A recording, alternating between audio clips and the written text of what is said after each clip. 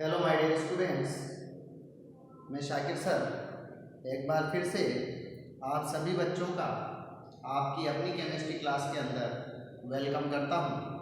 बच्चों, आज हम क्लास 12 का एक बहुत ही important topic physical properties of colloidal solution surface chemistry का एक इम्पोर्टेंट पार्ट स्टडी करने जा रहे हैं। तो यह टॉपिक जो है आपके बोर्ड के पॉइंट ऑफ व्यू से तो काफ़ी इम्पोर्टेंट है ही, इसके अलावा आपको नीट के एग्ज़ाम में और जी मेंस के एग्ज़ाम में जो है वो काफ़ी हेल्पफुल रहने वाला है। तो आइए स्टार्ट करते हैं physical properties of colloidal solution. तो मैंने लास्ट क्लास में आपको बताया था कि कोलोइडल सॉल्यूशन क्या होते हैं। कोलोइडल सॉल्यूशन जो है ये एक टाइप का हेट्रोजीनस मिक्सचर होता है जिसके अंदर दो फेज होती है, डिस्पर्जन मीडियम और डिस्पर्स्ड फेज। डिस्पर्जन मीडियम के अंदर डिस्पर्स फेज जो है वो घुली हुई होती है, बट डिस्पर्स फेज के जो पार्टिकल्स हैं वो आपको तैरते हुए दिखाई देते हैं, क्योंकि डिस्पर्स फेज के जो पार्टिकल्स होते हैं जनरली इनका साइज कोलोइडल पार्टिकल्स के रेंज में होता है और इनका साइज 1 नैनोमीटर से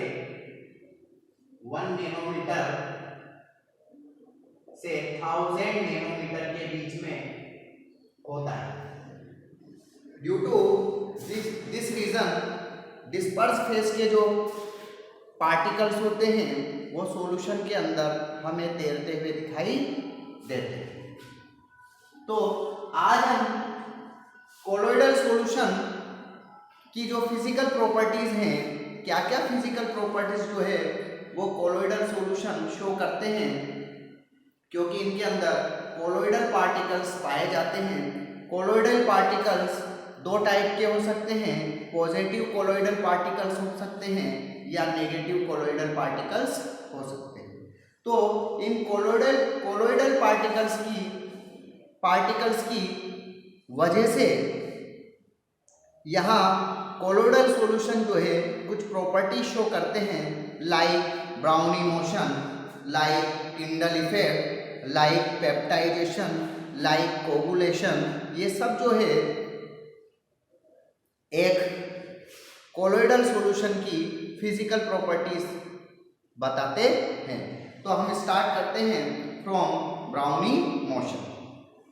brownie motion of colloidal particles क्या होगा?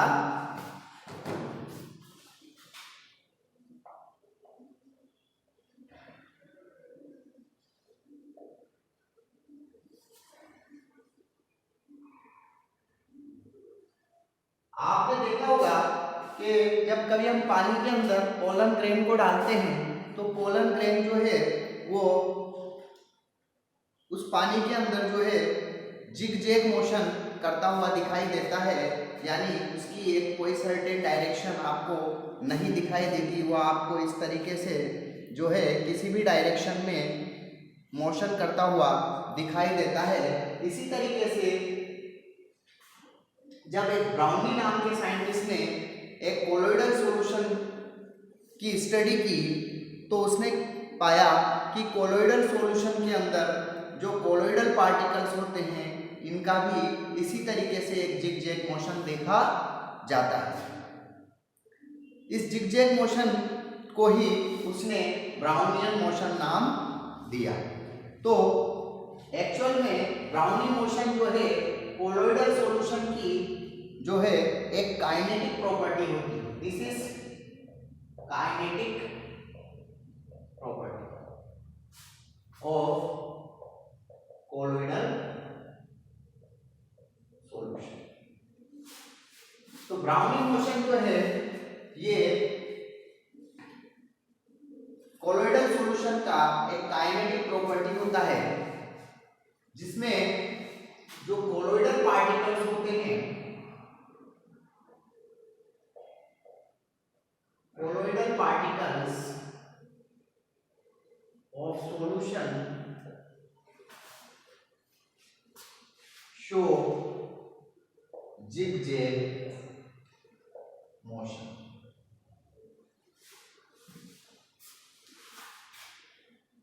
जैसे हम देख सकते हैं, ये हम एक बीकर लेते हैं, इस बीकर में मान लो ये हमारे पास कोई डिस्पर्जन मीडियम है और इस डिस्पर्जन मीडियम के अंदर हमने किसी डिस्पर्स्ड फेस को डाला हुआ। तो डिस्पर्स्ड फेस के जो पार्टिकल हैं वो इस तरीके से हमें कोलाइडल साइज के पार्टिकल्स होते हैं जिनका रेंज जो है 1 नैनोमीटर से 1000 नैनोमीटर के बीच में होता है।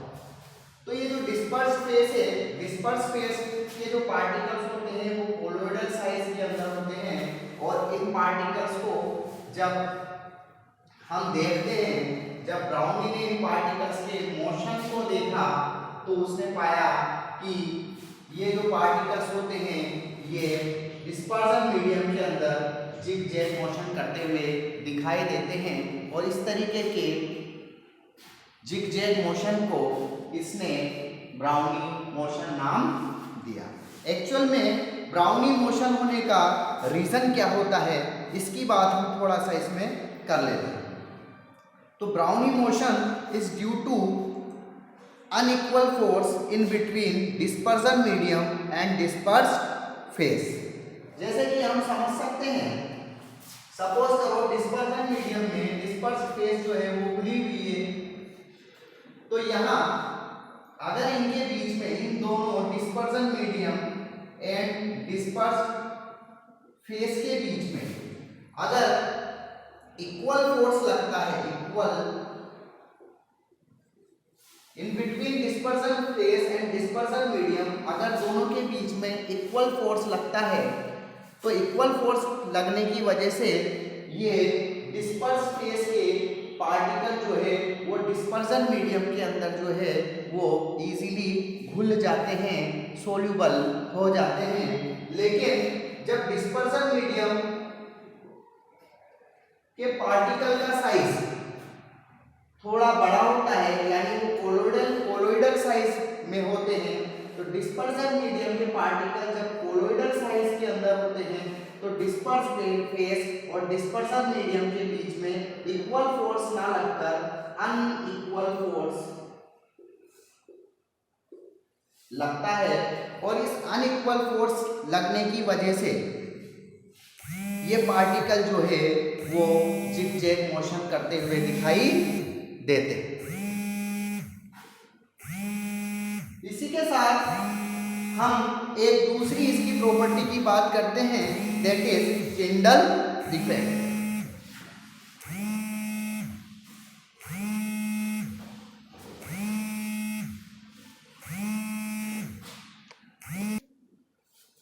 सर ये टिंडल इफेक्ट क्या होता है? तो आपने देखा होगा कि कोलोइडल सॉल्यूशन जो होता है वो हेट्रोजीनस मिक्सचर होता है, हेट्रोजीनस।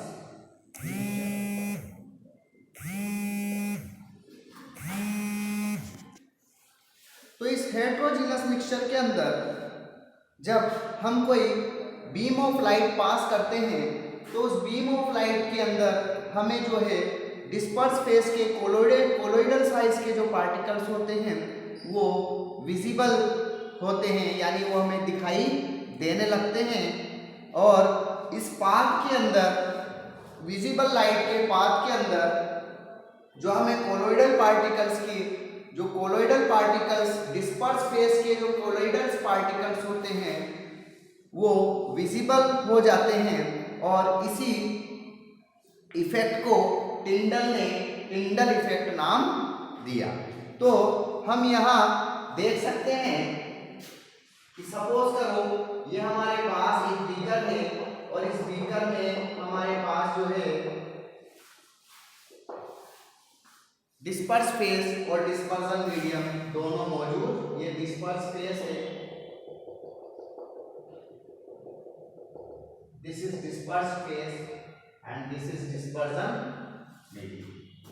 जब हम कोई लाइट इसके अंदर, जैसे एक टॉर्च के थ्रू हम इसके अंदर एक लाइट पास करते हैं, तो जब हम यहाँ टॉर्च से एक लाइट को पास करते हैं, दिस इज टॉर्च। जब हम टॉर्च से यहाँ लाइट पास करते हैं तो यहाँ हम क्या देखते हैं कि हमें एक विजिबल जो है वो पाथ दिखाई देता है। इस तरीके से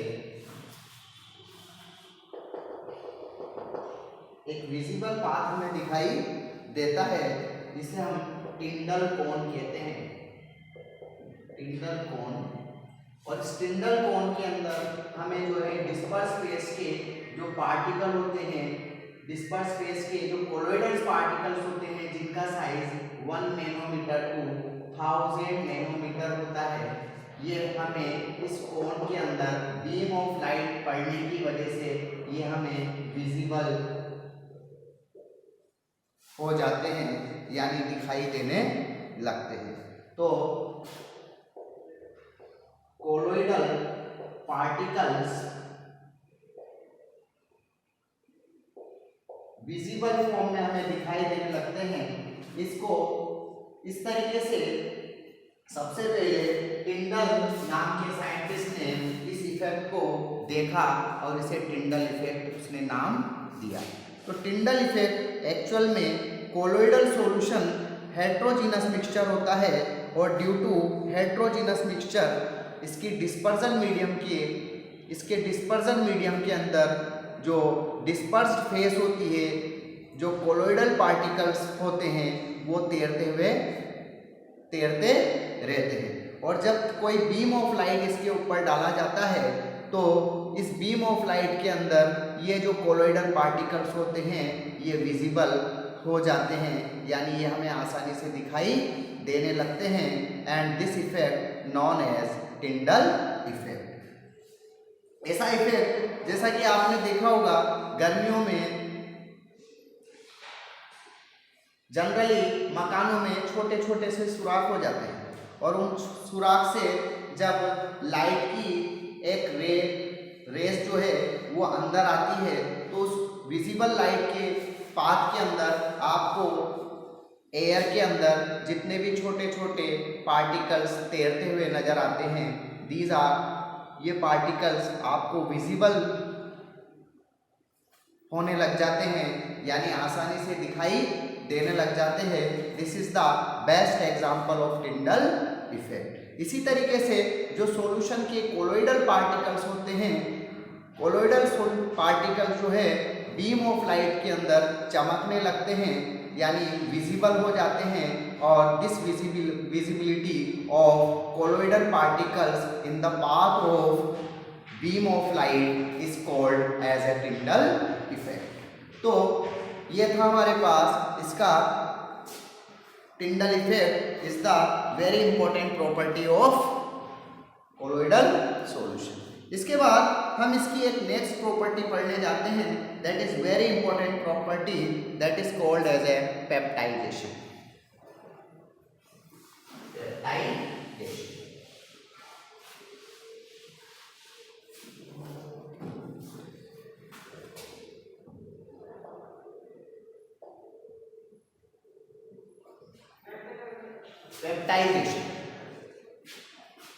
Peptidation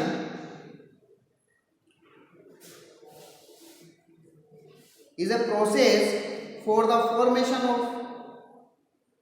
PPT यानी precipitate into the colloid particles by shaking with it an suitable electrolyte।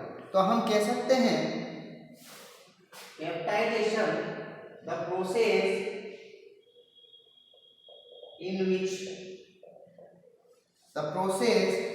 in which the formation of PPT precipitate, formation of PPT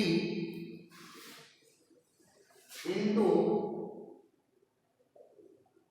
colloid, the process in which the formation of PPT into colloid by shaking with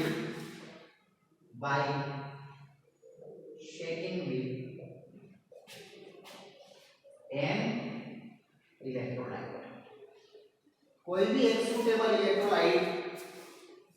तो यहां हम समझ सकते सकते हैं PPT जो precipitate बनता है, ये प्रेसिपिटेट के पार्टिकल जो है, this is the cluster of precipitate particles. तो क्लस्टर ऑफ प्रेसिपिटेट जो पार्टिकल्स होते हैं, जब हम इनके अंदर कोई एक सूटेबल इलेक्ट्रोलाइट मिलाते हैं, सूटेबल इलेक्ट्रोलाइट इसके अंदर जब हम डालते हैं, यानी पीपीटी को जब हम किसी इलेक्ट्रोलाइट के साथ शेक करते हैं, तो शेक करने के थ्रू क्या होता है कि पीपीटी के जो पार्टिकल्स होते हैं, इन पार्टिकल्स का साइज जो है वो काफ़ी कम होता है, काफ़ी छोटा होता है। इन पार्टिकल का साइज जो है 1 नैनोमीटर से भी कम होता है। जब हम किसी इलेक्ट्रोलाइट के साथ इसको शेक करते हैं, तो इलेक्ट्रोलाइट के साथ जब हम इसको शेक करते हैं, तो ये पार्टिकल जो है ये कोलोइडल रेंज में आ जाते हैं, यानी इनका साइज जो है 1 नैनोमीटर से 1000 नैनोमीटर की रेंज में, 1000 नैनोमीटर की रेंज में हो जाता है। और पीपीटी के क्लस्टर ऑफ पीपीटी जो पार्टिकल हैं वो कोलोइडल रेंज में आ जाते हैं, या हम कह सकते हैं कि कोलोइड का फॉर्मेशन हो जाता है। तो the process in which the formation of colloid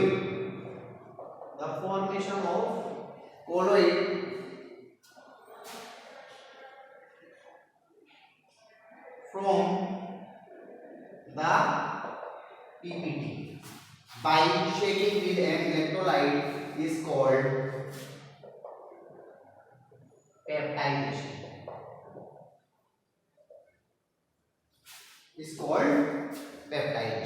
तो हम कह सकते हैं कि कोलोइड पीपीटी के जो पार्टिकल्स हैं, जब इनको हम किसी एक सूटेबल इलेक्ट्रोलाइट के साथ शेक करते हैं, तो शेक करने की वजह से जो पीपीटी के जो पार्टिकल्स होते हैं वो कोलाइडल साइज के अंदर आ जाते हैं और कोलाइड का फॉर्मेशन होता है। And formation of colloid by shaking with an suitable electrolyte is called as पेप्टाइडेशन।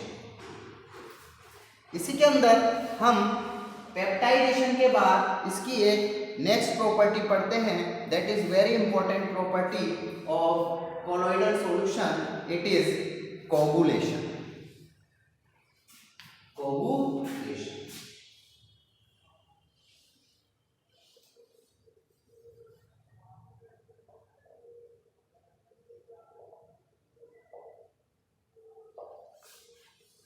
तो coagulation is just the reverse process of peptidation। अच्छा, यहां मैं आपको बता दूं, ये जो इलेक्ट्रोलाइट जो कि पीपीटी को कोलोइड पार्टिकल्स के अंदर कन्वर्ट करते हैं, ऐसे इलेक्ट्रोलाइट को हम जो है पेप्टाइजिंग एजेंट या पेप्टाइजर के नाम से जानते हैं। तो दीज आर द पेप्टाइजर या पेप्टाइजिंग एजेंट। तो इलेक्ट्रोलाइट जो पीपीटी को कोलोइड्स के अंदर कन्वर्ट करते हैं, ऐसे इलेक्ट्रोलाइट पेप्टाइजर या पेप्टाइजिंग एजेंट कहलाते हैं।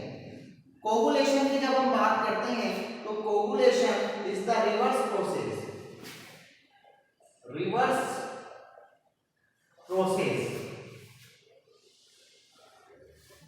Of पेप्टाइडेशन,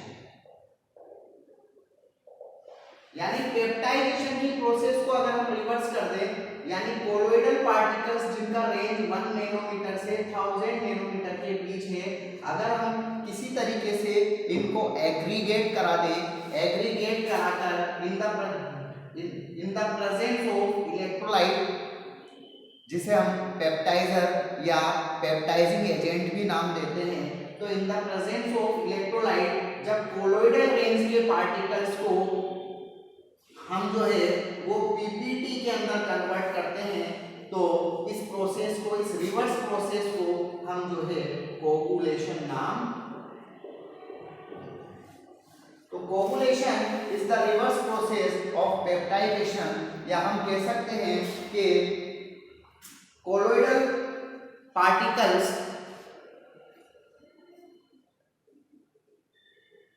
change into precipitate by with the help of electrolyte. The process is known as coagulation. So coagulation is a reverse process of peptidation. यहाँ एक अब ये जो कोलोइडल पार्टिकल्स जो हमारे पास होते हैं, एक्चुअल में कोलोइडल पार्टिकल्स जो होते हैं ये दो तरीके के होते हैं, पॉजिटिव पार्टिकल्स और negative particles. Positive colloidal particles, इनके मैं थोड़े से एग्जांपल बता देता हूं, जैसे आयरन हाइड्रोक्साइड या FeOH, ferrous oxide, ferrous hydroxide, ferric hydroxide या एल्यूमिनियम हाइड्रोक्साइड या CrOH, ये सारे हमारे जो है ये पॉजिटिव कोलोइड्स होते हैं। जबकि नेगेटिव अगर कोलोइड्स की बात करें तो जैसे आर्सेनिक सल्फाइड, आर्सेनिक सल्फाइड, इसके अलावा हम कह सकते हैं क्ले, आर्सेनिक सल्फाइड, क्ले, और ये जितने भी सल्फाइड के और होते हैं वो सारे के सारे नेगेटिव कोलोइड्स होते हैं, और जितने भी हाइड्रोक्साइड वाले होते हैं ये सारे के सारे पॉजिटिव कोलोइड्स के एग्जाम्पल होते हैं। तो यहाँ जैसे आर्सेनिक सल्फाइड या हम कह सकते हैं जिंक सल्फाइड, इसके अलावा क्ले जो है ये भी नेगेटिव कोलोइड्स की कैटेगरी में आते हैं। यहाँ हम और एग्जांपल ले सकते हैं एल्यूमिनियम क्लोराइड, मैग्नीशियम सल्फेट, ये सब हमारे पास पॉजिटिव कोलोइड्स होते हैं। तो एक्चुअल में कोलोइड्स जो होते हैं ये दो तरीके के चार्ज पार्टिकल्स होते हैं, पॉजिटिवली चार्ज कोलोइड्स होते हैं और दूसरे नेगेटिव चार्ज कोलोइड्स होते हैं। Positive colloids are coagulated by negative electrolytes. हमारे पास इलेक्ट्रोलाइट भी जो है ये दो तरीके से उसके हो सकते हैं, ये भी पॉजिटिव हो सकते हैं और ये भी नेगेटिव हो सकते हैं। जैसे अगर हम AlCl3 की बात करें तो AlCl3 यहाँ पर क्या है, एक पॉजिटिव इलेक्ट्रोलाइट है क्योंकि एल्यूमिनियम पर +3 चार्ज होता है। जैसे Mg magnesium sulphate Mg+2 charge. इसके अलावा जैसे हम कह सकते हैं NaCl के अंदर भी प्लस चार्ज है। तो ये सारे के सारे जो है हमारे पॉजिटिव इलेक्ट्रोलाइट है। इसके अलावा अगर हम किसी नेगेटिव इलेक्ट्रोलाइट की बात करें तो नेगेटिव इलेक्ट्रोलाइट भी हमारे पास हो सकते हैं, जैसे कि हमने यहाँ बताया ये सारे नेगेटिव होते हैं। जैसे जिंक सल्फाइड माइनस चार्ज होता है इसके ऊपर, तो ये नेगेटिव चार्ज इलेक्ट्रोलाइट है। नेगेटिव चार्ज इलेक्ट्रोलाइट जिसमें नेगेटिव चार्ज ज्यादा हो। इसी तरीके से एक साइंटिस्ट आया जिसका नाम था हार्डली शुल्ट्ज रूल। इसने एक रूल दिया, हार्डली एक साइंटिस्ट था, इसने एक रूल दिया जिसको बोलते हैं हार्डी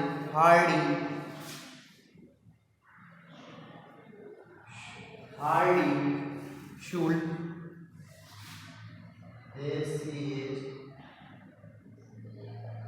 रूल। स्टुरजी रूल जो है ये अगर मैं कहूँ तो एक वेरी वेरी इंपॉर्टेंट रूल है। ये कहता है कि कोगुलेशन जो पावर होता है किसी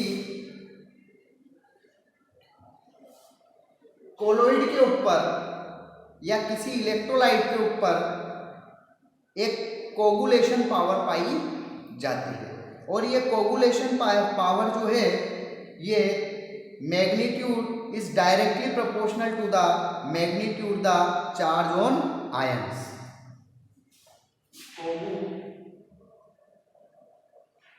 coagulation power of electrolyte,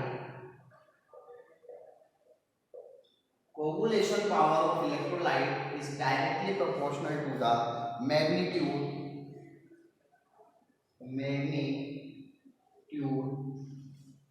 the charge on ions, the charge on ions, the charge on ions. Coagulation power of colloids is directly proportional to the magnitude the charge on ions. तो हम ये कह सकते हैं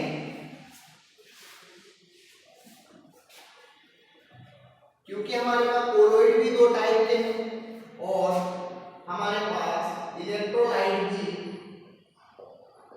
दो टाइप के हैं, either positive और आइदर नेगेटिव। तो जो पॉजिटिव कोलोइड्स पार्टिकल्स होंगे वो कोगुलेट होंगे बाय द नेगेटिव इलेक्ट्रोलाइट्स, और जो नेगेटिव कोलोइड्स पार्टिकल्स होंगे वो कोगुलेट होंगे बाय द पॉजिटिव इलेक्ट्रोलाइट्स। तो हम यहाँ कह सकते हैं कि positive colloids are coagulated by negative electrolytes और negative colloids are coagulated by positive electrolytes.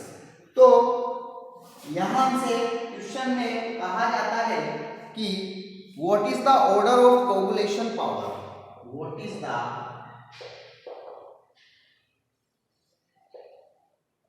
Order of coagulation power, What is the order of coagulation power? आपसे कहा जाता है NaCl, MgCl2 और AlCl। इनमें से आपको बताना है कि किसका कोगुलेशन पावर सबसे ज्यादा होगा। तो अभी हमने बताया कि coagulation power is directly proportional to the magnitude the charge on ion. तो यहाँ आयंस के ऊपर हम चार्ज देख लेते हैं। यहाँ Na+ पर Na सोडियम पर +1 चार्ज है, यहाँ मैग्नीशियम पर +2 चार्ज है और यहाँ एल्युमिनियम पर +3 चार्ज हमें देखने को मिलता है। तो इसका मतलब अगर हम यहाँ कोगुलेशन पावर डिसाइड करना चाहते हैं तो कोगुलेशन पावर सबसे ज्यादा होगा AlCl3 का ग्रेटर देन MgCl2 और MgCl2 का कोगुलेशन पावर ज्यादा होगा NaCl। तो आई थिंक आपको physical properties of colloidal solution का मेरा ये लेक्चर काफ़ी हेल्पफुल होगा जब आप बोर्ड के एग्ज़ाम बोर्ड के एग्ज़ाम की तैयारी करोगे और वहाँ जब आप एग्ज़ाम देने बैठोगे तो आपको ये वीडियो लेक्चर काफ़ी हेल्पफुल रहने वाला है। और यहाँ से ये मानना बच्चों कि एक क्वेश्चन जो है आपके बोर्ड के एग्ज़ाम में आपको देखने को मिलेगा। तो इसी के साथ आज का मैं ये वीडियो यहीं ख़त्म करता हूँ और मिलते हैं हम नेक्स्ट वीडियो में नेक्स्ट इंटरेस्टिंग टॉपिक के साथ। Good day.